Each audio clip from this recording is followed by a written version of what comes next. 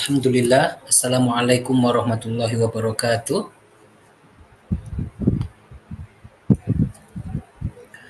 Alhamdulillahi rabbil alamin. Wa sallallahumma ala sayyidina Muhammadin wa ala alihi wa ashabihi tayyibin tahirin. Allahumma la sahla illa ma ja'altahu sahla wa anta ya hayyu ya qayyum taj'alul hazna idza syi'ta sahla. Allahumma rzuqnal ikhlasa fi niyyati wal qawli wal amal. Ahbabanal kiram, alhamdulillah kita akan membahas, ini pertemuan kita pertama, insya Allah kita akan membahas dalam pertemuan kita selanjutnya juga pembahasan balaghah. Sebelumnya saya akan mengabari kepada kalian, memberitahu bahwasanya balaghah itu adalah fun di dalam bahasa Arab yang luar biasa sekali. Orang kalau sudah tahu belajar balaghah, maka dia akan menemukan kelezatan di dalam pembicaraan atau di dalam teks bahasa Arab. Nanti dalam 20 pertemuan ke depan, meskipun materinya sangat banyak, insya Allah kita akan berusaha untuk menyelesaikannya. Insya Allah ya. Jadi kita berusaha menyelesaikan materi ini agar dapat difahami dengan semaksimal mungkin. Jadi kita materi pertama kita adalah mengenai fasahah di dalam ilmu balaghah. Fasahah di dalam ilmu balaghah. Nah, menurut bahasa, fasahah berarti jelas, terang dan gamblang. Ini kan dari bahasa. Jadi ketika kalian mengatakan fasahal a'jamiyyu idam tolaqa lisanuhu. Jadi ketika kalian katakan fasahal a'jamiyyu idam tolaqa lisanuhu, artinya dia itu seorang ajami, bukan orang Arab, tapi fasahah, kalamnya itu jelas. Begitu. Dalam bahasa Arab dia itu jelas. Nah, jadi di dalam bahasa Arab fasahah itu jelas, terang, dan gamblang. Misalkan di dalam ayat Al-Quran disebutkan kata fasahah secara bahasa ini, yaitu terang, di dalam firman Allah, wa akhi Harun. Lanjutannya.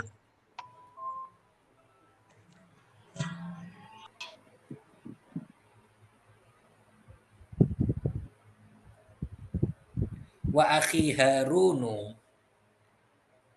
huwa afsahu minni lisana. Di situ disebutkan apa? Wa akhi Harunu, saya tuliskan ayatnya. Wa akhi Harunu huwa afsahu minni lisana.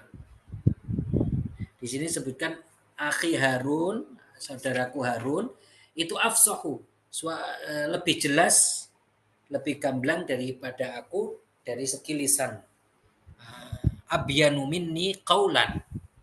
Jadi lebih jelas daripada aku pembicaraannya itu. Itu secara bahasa seperti itu ya. Itu namanya fasahah atau disebut dengan fasih.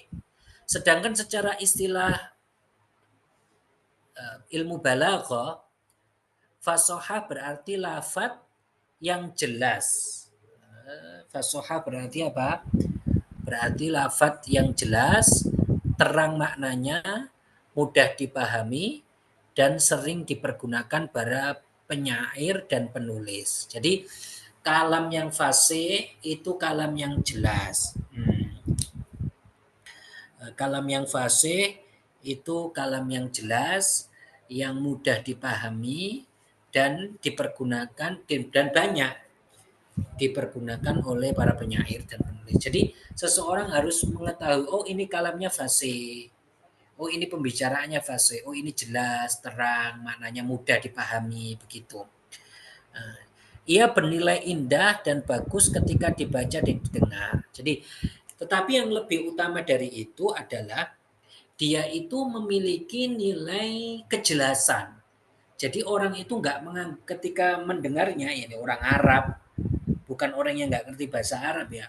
Orang Arab mendengarnya atau orang yang ajami yang paham bahasa Arab, dia akan tahu, oh ya, maknanya seperti, oh luar biasa. Nah, itu namanya fasih.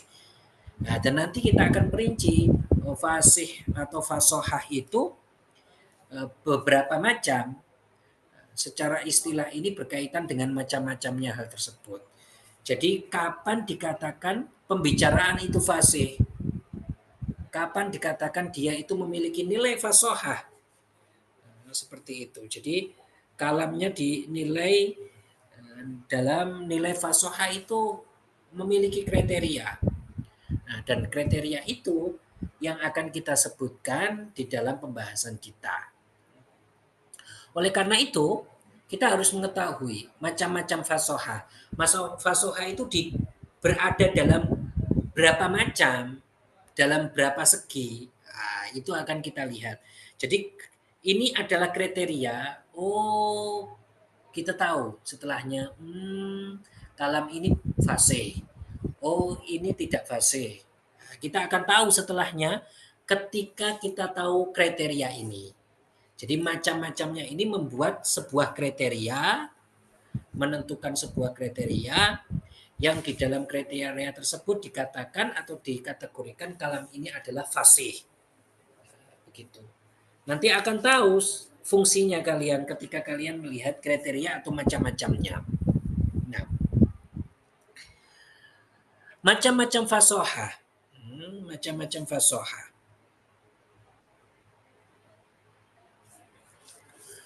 Dalam ilmu balaghah, fasohah dibagi menjadi 3 macam. Fasohah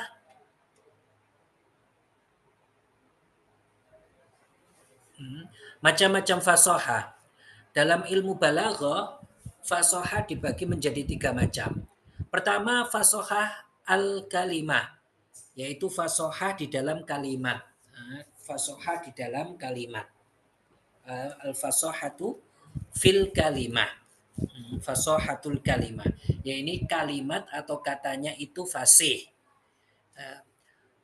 Fasohah al-kalimah yaitu kata atau lafad yang memenuhi unsur-unsur fasohah. Artinya apa? Agar suatu kata bernilai fasohah, ada beberapa kriteria yang harus terpenuhi. Jadi dia dikatakan, oh kata ini fasihah. Ini kata ini fasihah harus memenuhi kriteria ini. Harus memenuhi kriteria ini. Ini sering disebut dengan mufrad. Al-fasohatu fil mufrad. Gitu ya.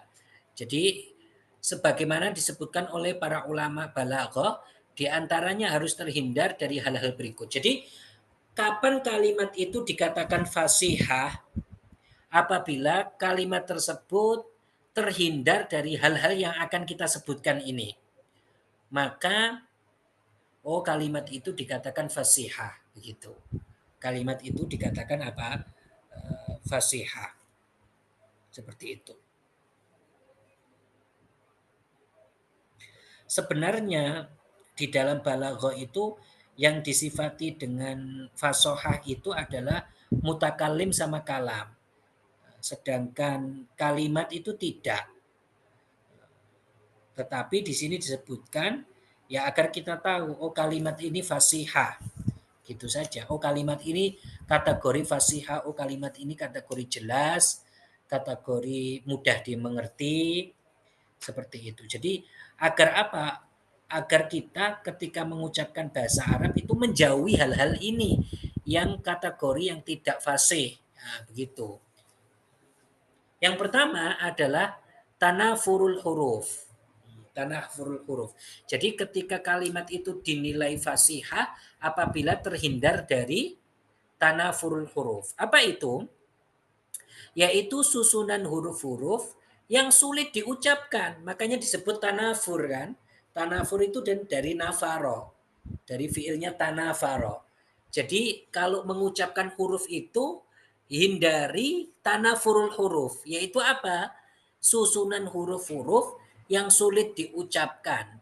Dan karena keluar dari makhraj yang berdekatan letaknya. Nanti kita contohkan. Jadi dalam satu kata pilih kata yang memang hurufnya itu tidak ada tanafur, tidak berjauhan makhrajnya misalkan. Begitu. Karena ada kalimat-kalimat atau kata-kata di dalam bahasa Arab dia itu tidak fasih karena terdapat tanafur. Dicontohkan di sini apa? Az-zushu. Tempat yang kasar, kemudian dicontohkan al-hukhu. Al-hukhu. Al-hukhu. Jadi di situ disebutkan hukhu. Nah, hukhu itu adalah jenis tanaman. Hukhu itu jenis tanaman. Di sini disebutkan tanaman yang dimakan unta. Ini adalah tanaman pohon. Ini namanya hukhu. Ketika ada orang yang mengucapkan hukhu, dia mengucapkan kalimat atau kata yang di situ ada tanafur. Artinya tidak fasihah. Ya, ini kan secara ini saja sebenarnya ya, secara penyebutan. Dalam balaghah kan tidak disebutkan kata yang tidak fasih. Tapi pendekatan biar kita tahu, oh kalimat itu atau kata itu tidak disebut fasihah. Kenapa? Karena ada tanafurnya. Artinya apa? Tanafur itu berat. Para ulama mengatakan wasfun fil kalimah yujibu thiqalaha ala lisan. Artinya apa? Sulit diucapkan. Ketika orang mengucapkan hukhu itu kan kesulitan. Maka kalimat ini terhitung kalimat yang ada tanafurnya, artinya tidak fasih. Begitu. Seperti itu.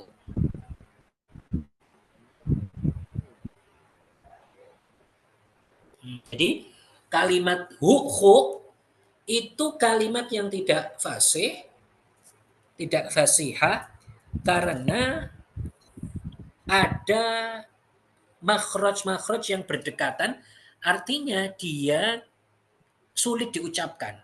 Hukhu, vush, hukhu. Ini nama tanaman, nama pohon. Misalkan di dalam bahasa Arab disebutkan ya, saya contohkan. Di dalam bahasa Arab disebutkan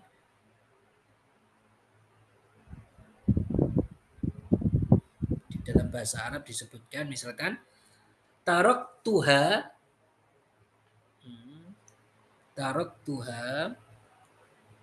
saya tuliskan di chat tarok tuha tar al hukhu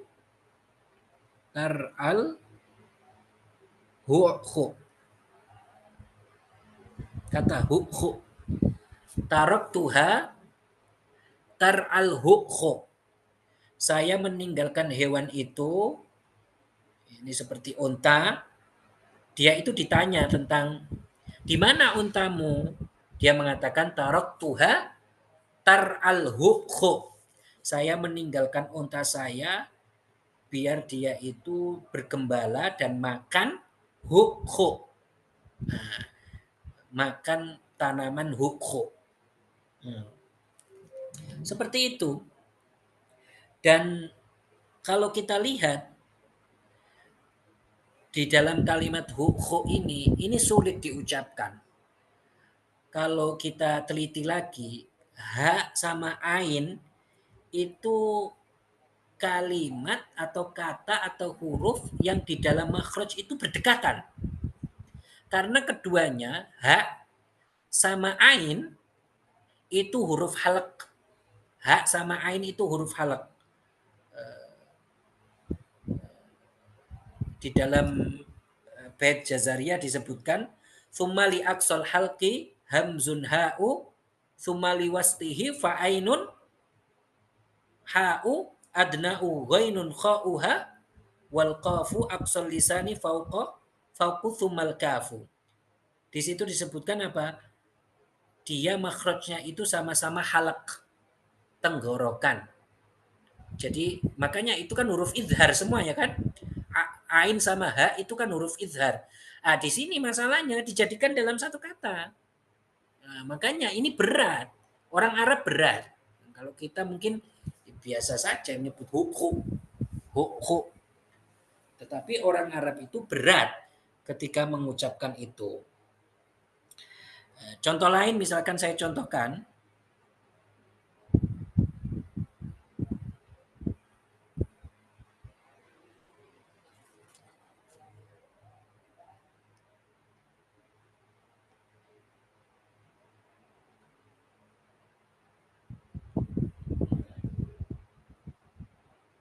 Itu kok ada yang coret-coret ya?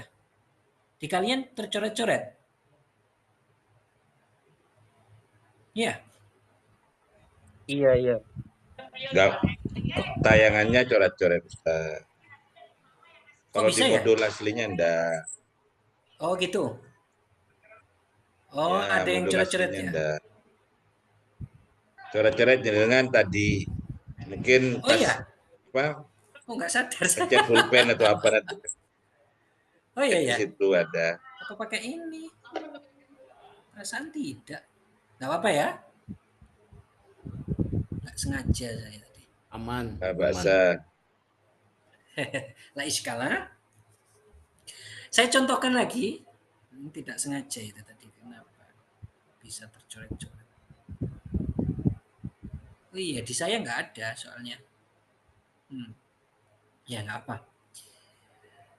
Oke, kita lanjutkan. Itu tadi contohnya huk. Saya contohkan lagi ya dalam kalimat bahasa Arab yang dia itu nilainya itu bukan fasihah. Mustazirot, mustashzirot. Ada kalimat namanya mustashzirot. Itu disebutkan di dalam bait Imrul Qais. Ghadairuhu mustashziratun ilal ula. Tadillul iqasu fi muthanna wa mursalu. Saya tuliskan. Ghadairuhu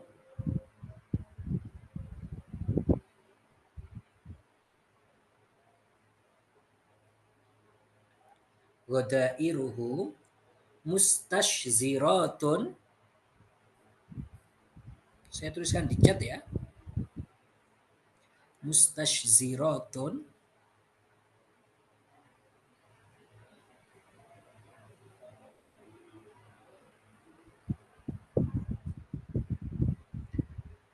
ilal ula.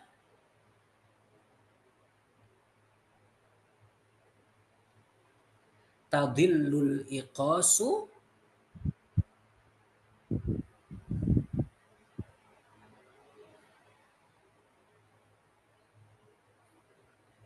fi muthanna wa mursalu atau wa mursali. Fi muthanna wa mursalu.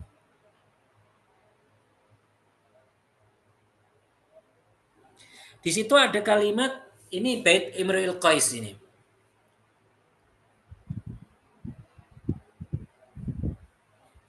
Ini bait Imrul Qais. Di situ disebutkan ghadairuhu mustashziratun ilal ula tadillul iqasu fi muthanna wa mursali. Di situ disebutkan bahwasanya ada kalimat mustashzirat. Mustashzirat itu artinya murtafiat. Artinya tinggi.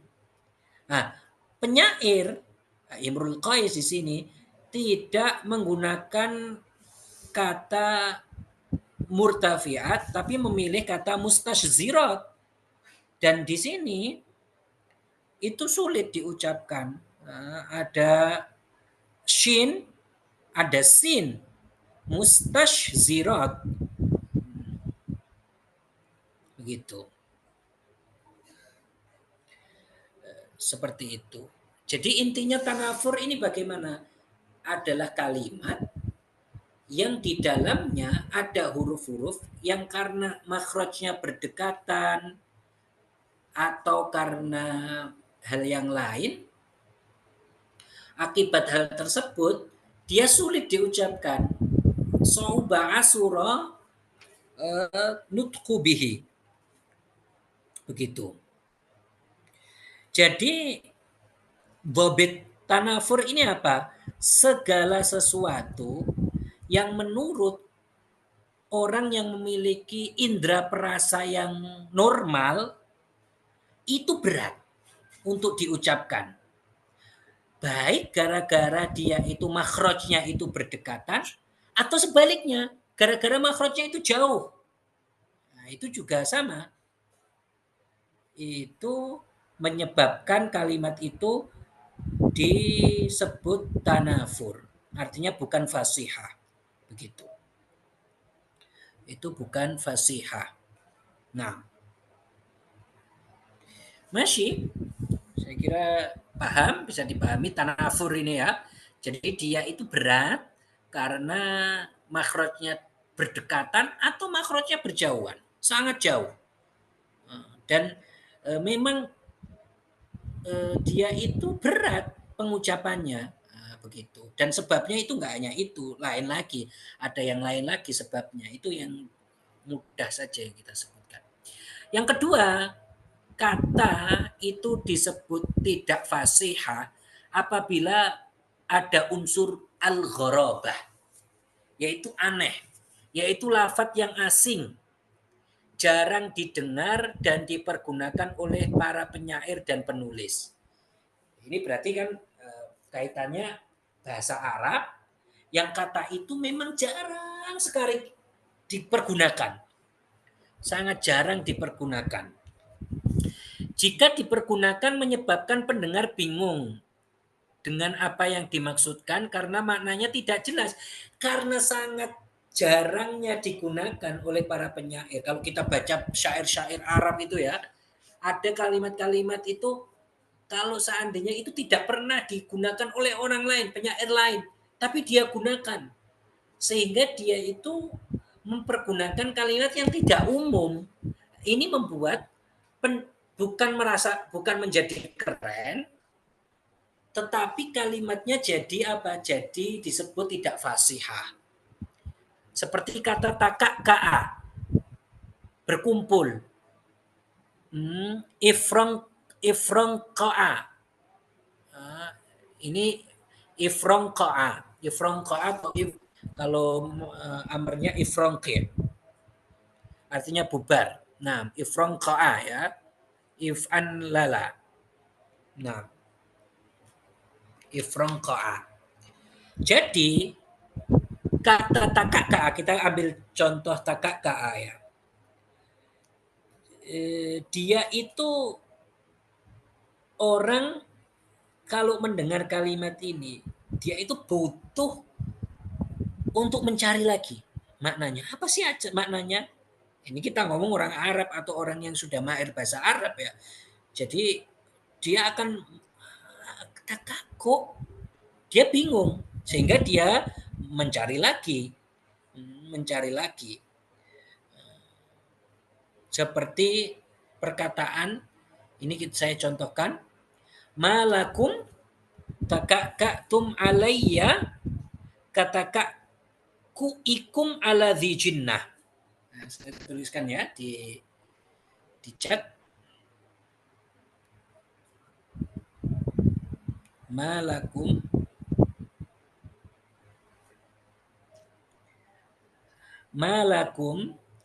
takakatum.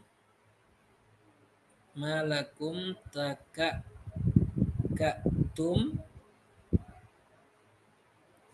alayya katakaku ikum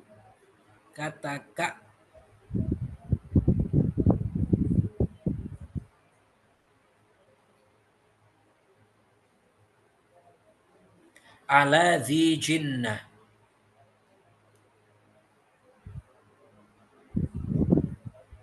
Malakum takakaktum alayya. Katakakku ikum ala dhi jinnah. Jadi artinya ya malakum tajamaktum kan. Apa yang membuat kalian itu berkumpul di sini kepadaku seperti perkumpulan kalian terhadap orang jinnah. Begitu. Di sini itu artinya ada kalimat takakakum. Nah, dia tidak menggunakan kalimat apa? Tidak menggunakan kalimat istamaktum, tapi kalimat takakatum yang itu jarang digunakan. Sehingga ini terhitung gharabah, yaitu aneh. Begitu ya. Terhitung gharabah yaitu aneh. Nah, seperti itu. Nah,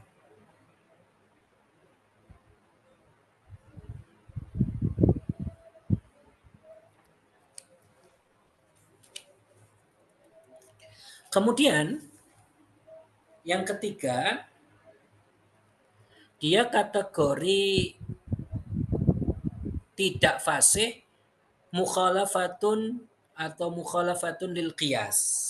Al mukhalafatu lil qawaid. Itu artinya lil qiyas. Jadi dia itu keluar dari kaidah-kaidah mufradat yang digunakan. Artinya misalkan seharusnya idgham, dia itu tidak idgham. Atau sebaliknya, seharusnya dia itu fakul idgham. Fakul idgham itu artinya tidak diidghamkan, tapi dia idghamkan. Nah, ini kategori dia berbeda dengan qiyas umum kaidah mufradat, yaitu susunan huruf dalam sebuah kata yang tidak mengikuti kaidah ilmu sorof.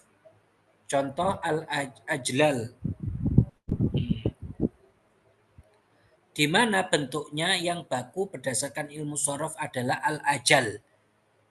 Contoh lain, kata buqat, trompet, yang seharusnya berdasarkan ilmu sorof itu abwaq.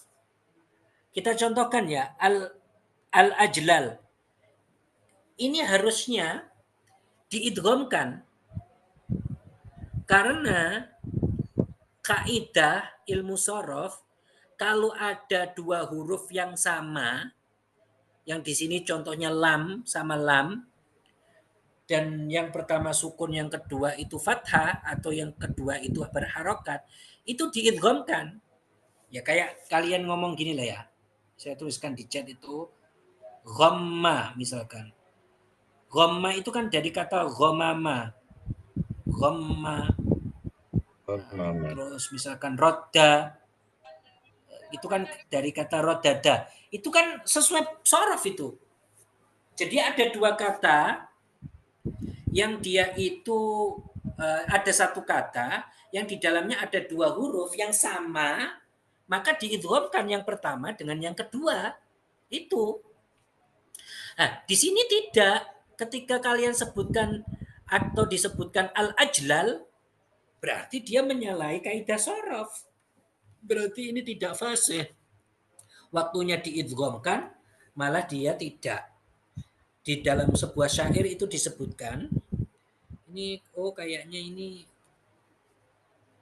saya ulangi lagi apanya, share screen-nya biar di kalian tidak ini.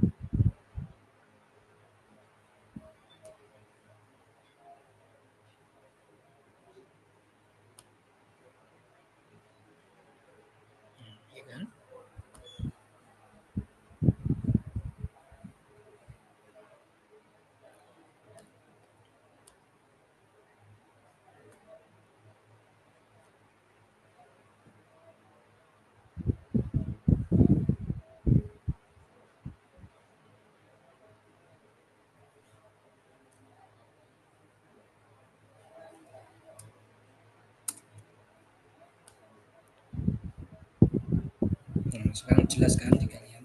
Ya, itu. Jadi mukhalafatul qawaid kita contohkan tadi al-ajlal. Kenapa kok mukhalafah di sini? Kenapa dia kategori bertentangan atau tidak sama dengan kaidah? Karena kaidahnya kalau ada satu kata di dalamnya ada dua huruf yang sama, maka diidghamkan antara satu dengan yang lainnya. Begitu. Saya contohkan ya dalam sebuah syair ya. Ada kalimat ini disebutkan. Syair ini Abu Najm yang mengatakan, Alhamdulillahi, saya tuliskan di chat, Alhamdulillahil aliyil ajlali. Al-aliyil al-ajlali. Alhamdulillahil aliyil ajlali. Al-wahidul fardul qadimul awwalu. Oh, alhamdulillahil aliyil ajlali. Al-wahidu al-fardu al-qadimul awwalu.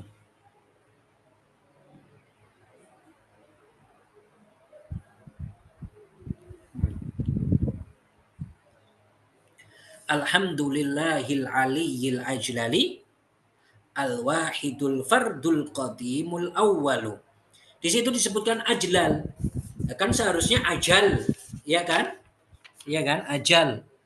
Kiasnya itu ajal, yaitu diidghamkan karena di dalamnya ada dua huruf yang sama. Tetapi di situ malah apa? Di fathul idgham. Di situ di fathul idgham. Nah, jadi ini apa? Ini contoh semuanya itu fasohah di dalam kalimat. Jadi maksudnya bagaimana? Kalau ada kalimat yang bersih dari tanafur, yang bersih dari ghorobah, yang tidak ada mukhalafatul qawaid, maka kata tersebut disebut fasihah. Maka kriterianya harus kalian hafalkan. Oh, ada 3 kriteria di dalam sini. Di dalam bait Jawharul Maknun disebutkan tentang ini. Fasohatul mufradi an yakhlusa min tanafurin ghorobatin khulfin zukin. Tanafurun tak fasohatul mufradi an yakhlusa min tanafurin ghorobatin khulfin zukin. Nah itu disebutkan di Al-Jawharul Maknun. Jadi pelajaran yang kita ambil ini pelajaran Jawharul Maknun.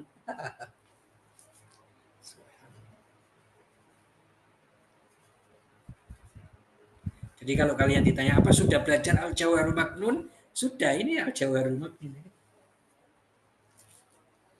Nah,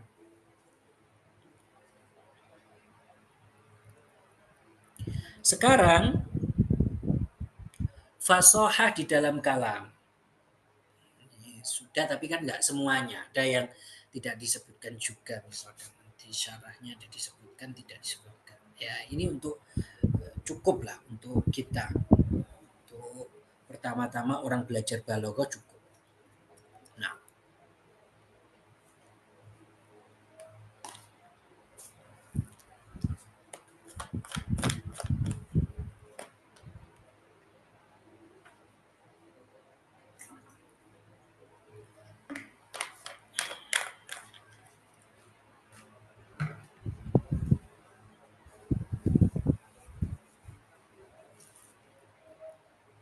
masih fasohah al-kalam. Jadi ini fasohah di dalam kalam. Fasohah al-kalam, fasohatul kalam, yaitu kalimat yang memenuhi unsur-unsur fasohah. Tadi kita sudah membahas kalimat. Sekarang tadi kita sudah membahas kata. Kata itu kalau dalam bahasa Arab kalimat ya. Sekarang kita akan membahas fasoha di dalam kalimat. Fasoha di dalam kalimat. Artinya di dalam kalimat itu kalau dalam bahasa Indonesia, dalam bahasa Arabnya itu kalam.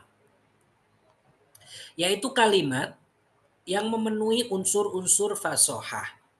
Hal ini dapat terwujud apabila semua kata yang membentuk kalimat tersebut bernilai fasohah juga.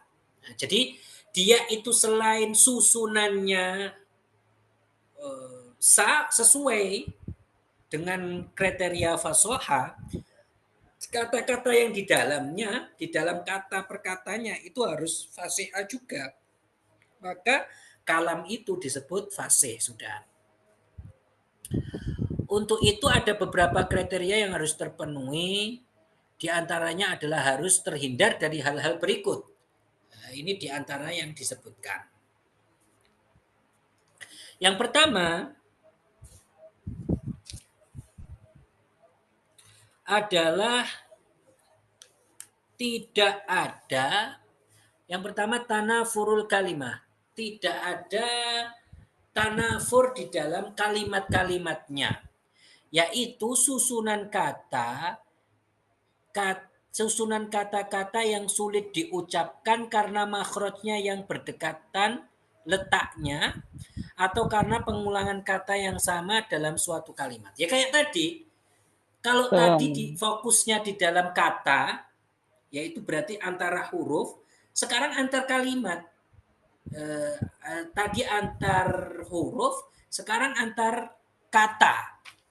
Jadi di dalam kalimat ini ada kata-kata, kalau antar kata dengan kata, ada tanafurnya, yaitu makhrajnya jauh atau makhrajnya berdekatan, maka membuat kata tersebut menjadi tidak fasih, umuman kalimatnya menjadi tidak fasih.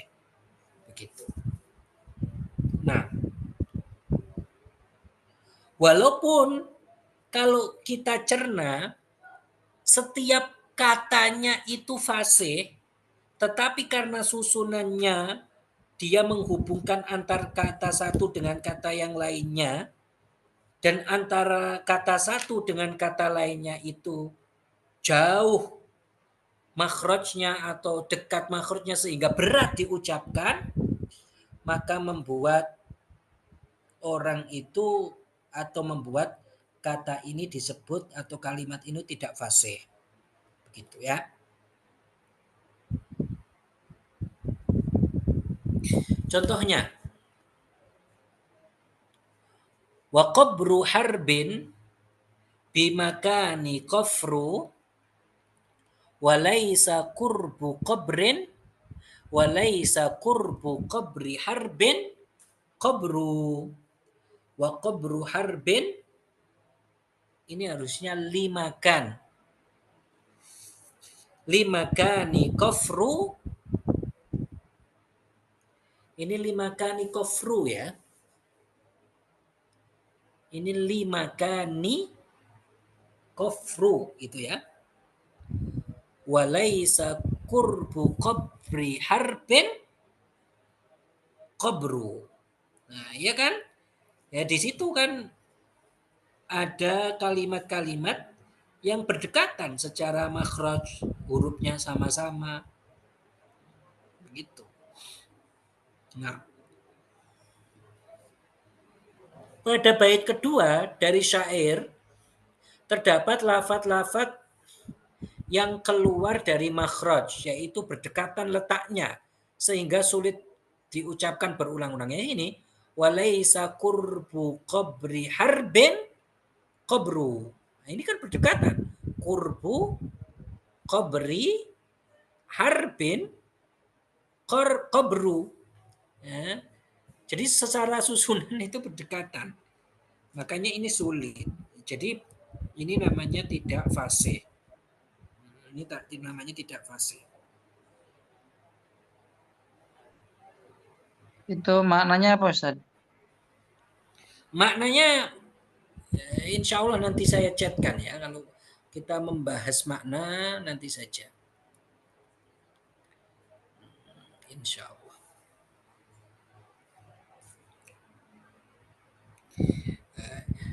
kita lihat di sini adalah dia berdekatan. Secara huruf-hurufnya berdekatan dan makhrajnya berdekatan. Oleh karena itu membuat kalimat ini menjadi sulit diucapkan. Sulit diucapkan. Begitu. Masih. Kemudian selanjutnya dha'fut ta'lif, yaitu susunan kalimat yang tidak mengikuti kaidah ilmu nahwu yang sudah disepakati jumhur ulama. Artinya tidak susunannya ini nggak sesuai. Makanya ketika seseorang mau menjadi baligh, mau kalamnya itu fasih, dia harus tahu ilmu nahwu dulu, sehingga ketika dia membuat taklif, membuat karangan itu bisa. Artinya tidak menabrak dari kaidah-kaidah nahwu. Nah, kan seperti itu. Nah, jadi an yakuna ta'liful kalam ala khilafil qanunin nahwi. Misalkan dia menyebut dhamir sebelum zahirnya. Dia menyebut dhamir sebelum zahirnya. Ini dicontohkan di sini seperti pada contoh jaza banuhu abal ghilani an kibarin wa husni fi'lin kama yujza sinimmaro.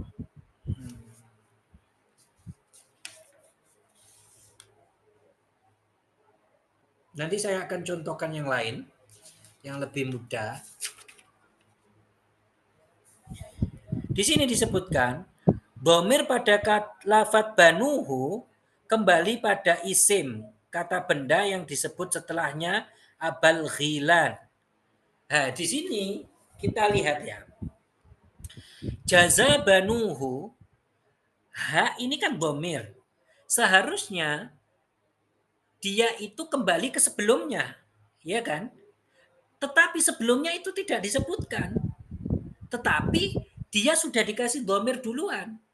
Lah, ketika kita lihat dhamirnya ini kembali ke siapa? Kembali ke abal ghilan. Dhamirnya kembali ke abal ghilan yang dia itu adalah isim zahir yang seharusnya dia sebutkan sebelumnya baru dia memberikan dhamir. Seharusnya dia bilang jaza abal ghilan banuhu. Nah, kalau seperti itu bisa. Tapi ini dia balik. Dia sebutkan dhamirnya terus zahirnya itu di akhir. Nah, ini kan tidak sesuai dengan kaidah nahwu. Tidak sesuai dengan kaidah nahwu. Saya contohkan agar mudah. Lihat. Saya catkan. Daraba gulamahu Zaidun. Daraba gulamahu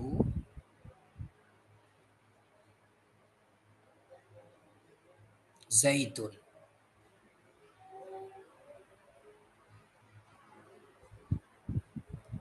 Daraba gulamahu Zaidun.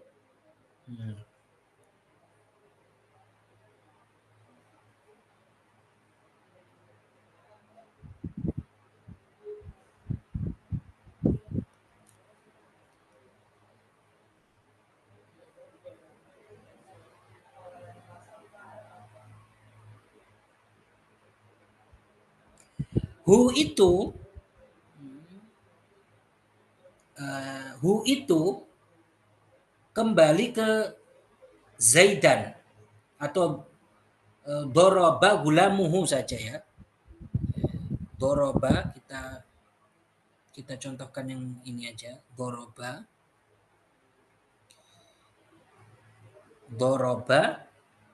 gulamuhu Zaidan.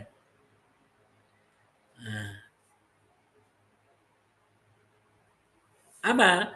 Daraba gulamuhu Zaidan. Jadi fa'ilnya itu gulam, maf'ulnya Zaidan, ya kan?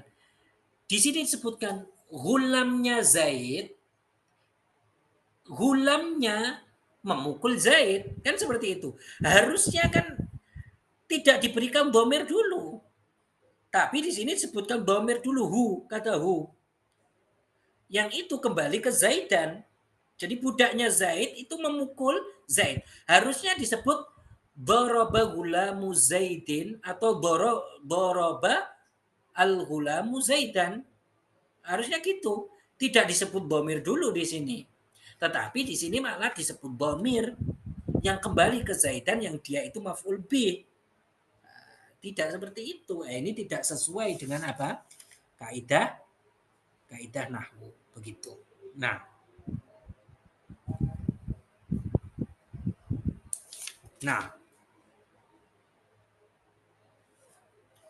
masih. Jadi salah satu tanda, berarti kalau dikatakan ini kalimat fasihah enggak? Ya enggak. Kalamnya fasih apa enggak? Enggak. Karena ada penyebutan dhamir yang sebelum dhohir, yang seharusnya itu dia itu diakhirkan, letaknya tidak didahulukan. Nah, ini luar biasa ya belajar. Nanti kita akan belajar lebih banyak setelahnya sehingga membuat kalian itu tahu ternyata seperti ini. Nikmat sekali belajar. Nanti ketika kita sudah masuk babnya kita akan tahu. Luar biasa. Nah, kemudian dha'fu ta'lif. Artinya apa? Yaitu susunan kalimat yang tidak mengikuti kaidah. Ini sudah ya. Sekarang at-taqidul lafzi. Sekarang ada taqidul lafzi.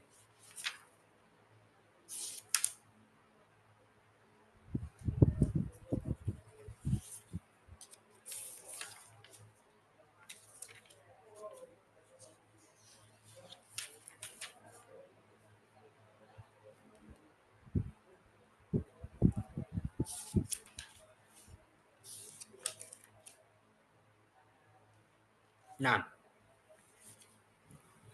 taqidul lafzi yaitu kalimat yang rancau maknanya karena tidak disusun berdasarkan rangkaian makna yang semestinya. Jadi tidak dia itu ada takkidnya. Takkid itu kerancauan dalam susunan. Kalau tadi dha'fu ta'lif itu susunannya tidak mengikuti kaidah nahwu, kalau yang di sini lebih ke susunannya itu rancau, nggak urut. Berbeda dengan urutan yang semestinya. Tidak hanya dhamir kalau ini. Contohnya ya, ma qara'a illa wahidan Muhammadun ma'a kitaban akhihi. Ini kan bingung. Gimana susunannya ini? Nah, susunan kalimat ini salah karena tidak disusun berdasarkan rangkaian makna yang sesuai. Nah, susunan yang benar bagaimana? Ma qara'a Muhammadun ma'a akhihi illa kitaban wahidan. Nah, begitu. Itu susunan yang benar. Jadi di sini disebutkan susunan, tapi susunannya rancau. Nah, itu mengindikasikan bahwa kalimat tersebut bukan apa? Bukan kalam yang fasih. Ya, bukan apa? Bukan kalam yang fasih. Nah,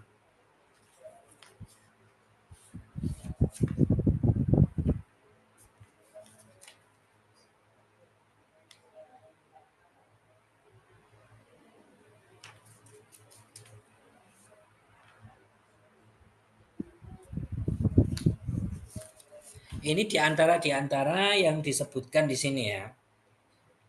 Nah,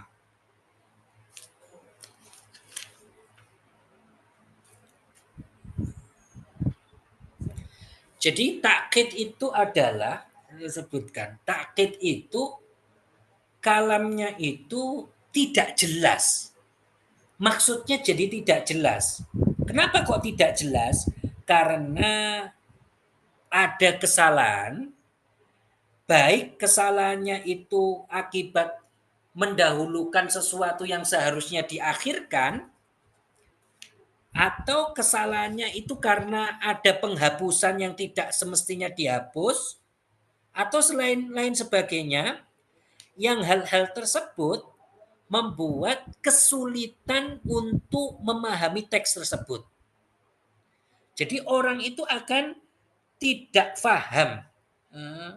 Seperti itu. Orang itu tidak paham karena urutannya kacau. Nah, yang tadi seperti ini. Jadi kan seharusnya yang mana didahulukan, diakhirkan. Begitu. Ma qara'a illa wahidan Muhammadun ma'a kitaban akhi. Jadi kan kacau sekali. Nah, ini takkid pada lafad. Ini sebenarnya ada contoh bait. Baitnya itu harus harus dibahas. Kalau membahas bait ini mungkin 1 jam sendiri. Tetapi saya contohkan saja. Kita agar tahu. Itu ada bait dari Farosdak. Wa ma misluhu finnasi illa mumallikan abu ummihi, lihat, subhanallah, abu ummihi hayyun abuhu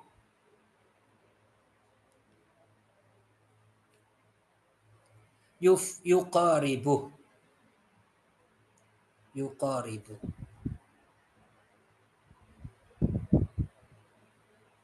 Wa ma mithluhu fin nasi illa mumallikan abu ummihi hayyun abuhu yuqaribuh. Kan harusnya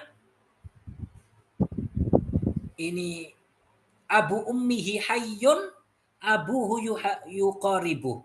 Ya maksudnya nggak ada orang yang mendekati dia, yang serupa dengan dia, tidak ada di dalam kebaikannya. Di sini kan disebutkan abu ummihi. Artinya abu mumallik. Di situ disebutkan abu ummihi. Terus di situ disebutkan abuhu, yaitu Abu Ibrahim. Di situ ada kekacauan, kerancauan dalam segi susunan. Abu ummihi, abu mumallik. Kemudian abuhu, ini abu penyairnya atau abu yang dipuji oleh penyairnya.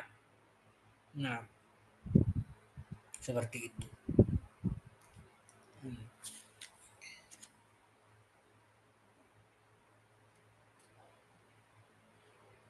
Masih.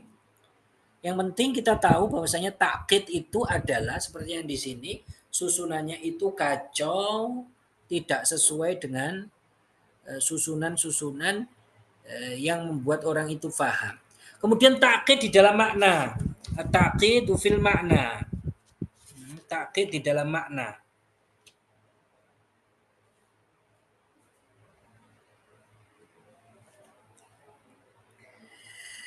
Yaitu kalimat yang memiliki makna yang masih samar, kecuali setelah pembaca atau pendengar berpikir lama.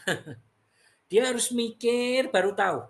Karena itu mengandung 2 makna. Ini biasanya terjadi pada susunan kata yang mempunyai uslub majas dan kinayah. Contohnya,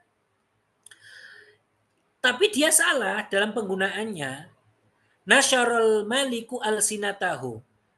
Raja itu menyebarkan alsinatahu. Lafat alsinah ini bukan majas dari jawasis. Dia itu kan maksudnya gini ya. Dia ketika ngomong nasyarul maliku alsinatahu, raja itu menyuruh atau menyebarkan alsinatahu. Yang dimaksud dengan alsinatahu, dia itu pengen apa? Mata-mata. Jadi raja itu menyebarkan mata-matanya. Tetapi kan dalam bahasa Arab mata-mata itu bukan alsinah. Mata-mata itu uyun. Tetapi dia menyebutkan alsinah yang dia tujuannya untuk mata-mata. Jadi orang itu bisa mikir, ini maksudnya alsinah itu apa? Alsinah kan jamak lisan. Itu bukan majas dari mata-mata. Kalau mata-mata itu uyun. Kalau menggunakan uslub majas, maka kalimat yang benar adalah nasyarul maliku uyunahu. Nah, jadi Malik itu, raja itu menyebar atau memerintahkan para mata-matanya. Begitu, para mata-matanya. Nah, kemudian fasohah al-mutakallim, pembicara. Fasohah mutakallim, yaitu kemampuan seseorang dalam mengungkapkan maksud dan tujuan dengan fasih dalam situasi dan kondisi baik, ketika senang, dalam situasi dan kondisi baik ketika senang, sedih, kecewa, marah. Jadi dia bisa mengungkapkan. Jadi ini mutakallim berkaitan dengan pembicaranya. Dia itu bisa menyesuaikan muktadul hal. Dia itu bisa menyesuaikan dengan keadaan, kondisi. Baik, gimana ketika dia mengucapkan ketika senang, ketika sedih, ketika kecewa, ketika marah, maupun kondisi lainnya, semua bentuk perasaan itu mampu diungkapkan dengan kata-kata. Ini fasoha di dalam mutakallim. Jadi kita sudah tahu dari sini bahwasanya ada 3 pembagian di dalam fasoha. Insya Allah besok sebenarnya saya tadi mau materi 2 juga ya. Tapi ternyata tidak cukup waktunya. Padahal ini kita masih pembagian ya. Nanti kita belum membahas. Insya Allah besok kita membaca materi 2 dan 3 insya Allah ya. Ini pembagian-pembagian, perkenalan-perkenalan dengan ilmu balaghah. Yang pertama kalian ketahui bahwasanya balaghah itu berkaitan dengan kalam yang fasih. Kalam yang fasih itu memiliki kriteria-kriteria yang kita sebutkan tadi. Ya, kalau ada pertanyaan silakan teman-teman. Kalau sudah paham semuanya alhamdulillah. Yang penting kalian tahu dulu bahwasanya kalam yang fasih itu memiliki kriteria-kriteria yang kita sebutkan tadi. Nah, ya kalau ada pertanyaan silakan. Sedangkan kalau bait-bait artinya yang belum saya sebutkan insya Allah nanti saya chatkan ya di grup insya Allah. Kalau arti, yang penting kita tahu dulu bahwasanya ada kalimat tidak disebut fasih ketika dia melanggar kriteria-kriteria yang kita sebutkan. Ya, kalau ada pertanyaan silakan.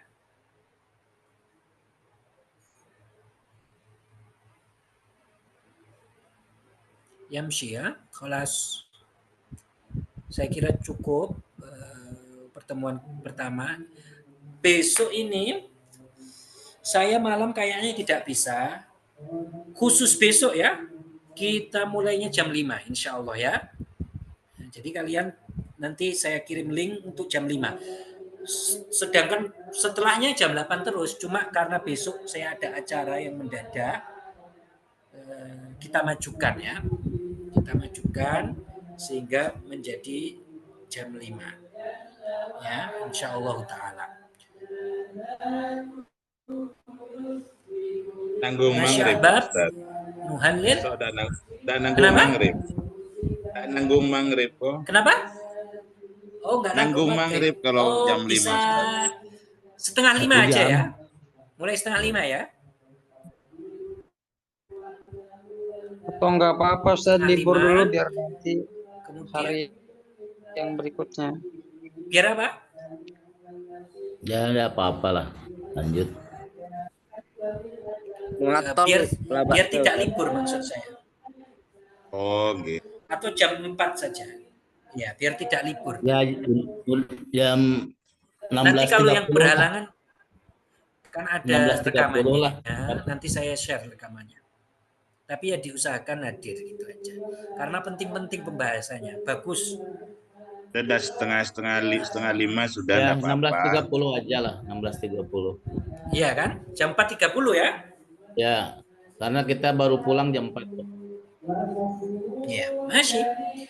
Nuhallil wa nusalli ala nabi la ilaha illallah la ilaha illallah la ilaha illallah Allahumma salli ala sayyidina Muhammad